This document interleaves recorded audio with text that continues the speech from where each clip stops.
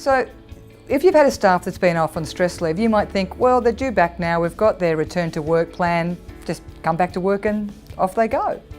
The challenge is that if someone's been off on work and if someone's been actually off on work for stress leave, there's a very good chance that things were a bit rough before they went. And so if you expect them just to come straight back in and everything's going to work, then you're probably setting yourself up to fail, and you're setting them up to fail, and that's dangerous and damaging to your business. So it's important that you support a team member to come back to work, and you also support the team that they're coming back to, because you don't know what might have gone on, and obviously something wasn't working, that led to them having to go off on stress leave. So it's important you take steps to rectify that. Now, there's a couple of ways you can do that. One is to make sure that, say for example, if there was an issue between two staff members in particular, you could do a mediation with them to help them know, hey, when we're back at work and I walk into the tea room and see you, how am I going to conduct myself towards you? How am I going to act towards you?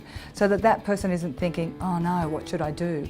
And in mediation, we can look at things like, how do you say hello to each other? Do you say goodbye? How do you actually engage in that interpersonal way?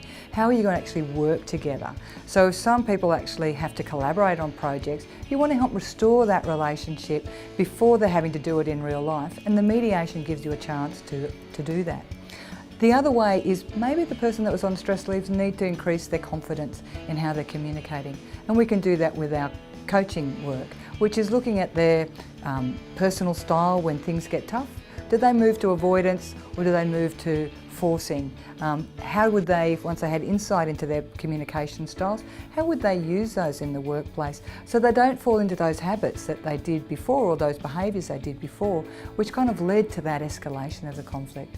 The other thing is you can look at doing some group training, because it is important that if that person's coming back into the workplace and they are part of the team, sure as little green apples, the team will know, hey, that person's been off on stress leave and they're coming back, and to forget those whispers around the tea room is let's have a chance to have a conversation about what does it look like to work together again? What are our core values? How is it that we're going to be respectful in the workplace?